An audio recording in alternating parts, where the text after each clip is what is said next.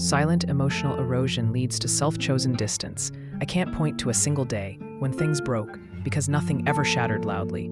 It all happened quietly, slowly, in moments so small they were easy to dismiss. Moments where I chose understanding over being understood, patience over honesty, silence over conflict. And at first it felt noble, like I was growing, like I was emotionally mature for not reacting, for not complaining, for not demanding more. But over time, that restraint turned into a habit, and that habit turned into self-neglect. And suddenly, I was living a life where I was constantly present for others while being completely absent for myself, where I carried everyone's expectations, moods, and needs without anyone ever asking how heavy it was getting for me.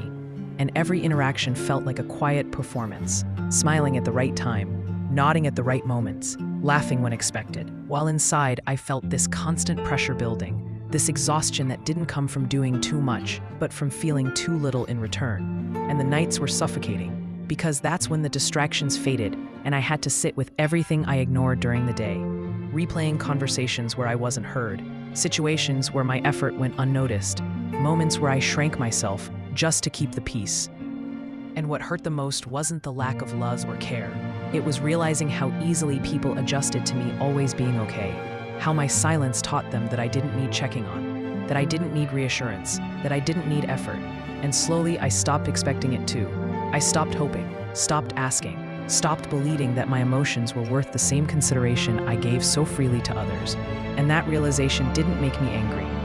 It made me tired in a deep, hollow way. The kind of tiredness where even explaining feels like work, where defending your feelings feels pointless, where you start questioning whether disappearing emotionally would hurt less than staying and constantly feeling overlooked. And that's when something inside me shifted.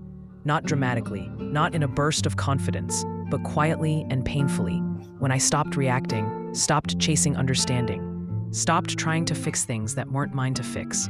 Not because I stopped caring, but because caring started costing me pieces of myself I couldn't afford to lose anymore. And distance became a form of self-respect rather than punishment. Silence became protection rather than weakness. And letting people misunderstand me felt easier than continuing to over-explain my pain. Because growth doesn't always look like healing or happiness. Sometimes it looks like emotional numbness before clarity, like walking away without closure, like choosing peace even when it feels lonely, like accepting that some people only notice your absence because they never valued your presence.